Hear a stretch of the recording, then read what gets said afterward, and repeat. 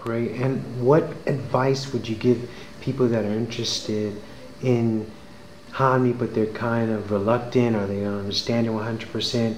What input would you give to those people out there? Try a practice, because most of us, especially here in this time and age, we're very intellectual. We have a duality of mind and heart instead of heart-mind. So we stay up here, it doesn't connect here. However, again, like what I said, I was looking for a practical approach, meaning you have to practice it. You actually have to sit down, go step by step and practice. And when you practice, you will feel an effect. Right. And then you start from there. Once you feel the effect, okay, wow, okay, I start feeling better. My mind is more calm. My emotion is calmer. I mean, I used to have horrible acne. It's gone. Really bad. And then I'm like, oh, this is fantastic. I want some more of this, you know?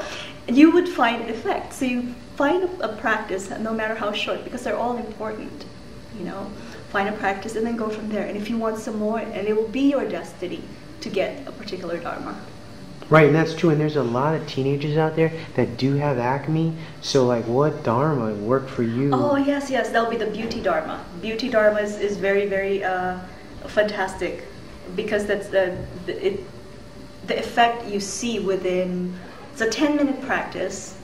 The effects, you find the effects within 30 to 60 days. It's so quick, so 10 minutes a day. And that's really good, right, for starters, for beginners. Right. Let's do a 10 minutes and see the effects within 30 to 60 days. Bam, you see it. All right, I want more. Give me another one. Right. So yes, the beauty dharma. Yeah, so you would recommend it better than going out buying Clearasil? They can try that. This one, they don't really have to spend that much money. Try it. Clearasil doesn't calm the mind. Oh, that's a good point. That is great.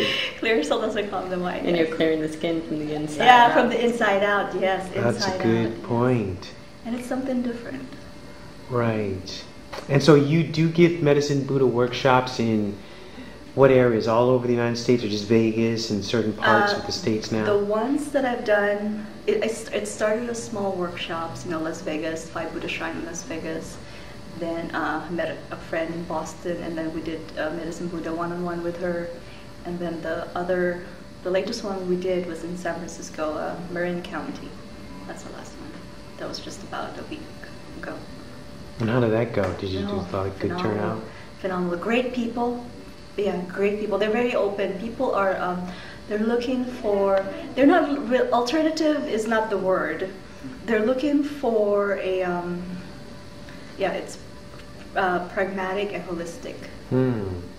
They're looking for something holistic, something that encompasses the heart, mind, and spirit, because they've tried the other stuff. Right. And they've had results. Whether that result is positive or negative, I can't say, but they've tried it before. So they're looking for something that actually, the whole being, the whole human body. Right. Three-dimensional human body, three-dimensional being. And they tried it and they liked it. Well, do you, Hanmi has been underground for so many years now. Do you think once the public finds out about it, that it's really going to change the world, so to speak? Have a great impact? Oh, yes, definitely. It was underground for several hundred years, several hundred years underground. However, in Japan, Shingon is actually part of Hanmi, and Shingon was not underground. Yeah, Kukai brought Hanmi from China to Japan. I don't know which dynasty though, but Shingon is actually esoteric practice taken from Hanmi, brought to Japan. But this one, yes, definitely, it will have a lot of fantastic. People are looking for something that's old, true, and tried and true. Right. So, once you've been in Hanmi for a while now, how has it changed your, from relationships to family, interpersonal relationships to your whole life? I mean, has it changed every aspect of your life, or what would you say on that note? The changes happens depending on the amount of practice. Changes happens depending on the commitment to practice. And when those changes, coming from commitment and coming from, total practice, then you would see changes in your life. And when it happens, most of the time the changes that we see and we want are It doesn't happen that way. Okay, we have a perspective of how we want the change to happen to us. Right. But it doesn't happen that way, because our perspective of how change happens and what to change and what to change and why it should change is actually based still on desires. Okay, right? So when you practice, you're actually stripping off desires, you're stripping off ignorance. And so the changes that will happen to you can be something that's so profound, unexpected, and different. And when something, that's not what I want, but it's a change. And then you still don't know if it's actually good for you or bad for you. You keep on practicing. Later on, all right, it's actually good. You practice some more, it gets better. It gets better. There was a Zen story about it, and I totally forgot how it goes. Well, it's okay. Do you want to see the gist? The gist is there was this boy, and he asked his parents for a horse. And then, so his parents got him a horse, I think it's a horse or a pony, and he got him a horse. And then, so everybody in the neighborhood, like, wow, check him out, he's got a horse or a pony, you know. Isn't that fantastic? They were asking the Zen monk. And the Zen monk was like, yeah, we'll see. And I'm like, oh, all right. And then, so the boy was riding the horse and fell off the horse. So everybody in the neighborhood says, oh, that was horrible, don't you think so? And the Zen monk says, we'll see. So the boy was just like broken up, you know, just fell off a horse. It was tied up, right? But he's got like bandages and everything. And everybody was feeling sorry for her. And then there was a war. So every man and young boy that are available to go to war, they're supposed to go to war, right? To serve.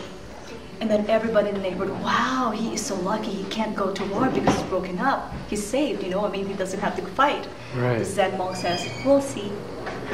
So, do you get what I'm saying? Right. Everything changes. Nothing is permanent. Everything is based on illusion. It doesn't mean illusion doesn't mean it's not real. What it means is it's impermanent. Exactly. That's the word.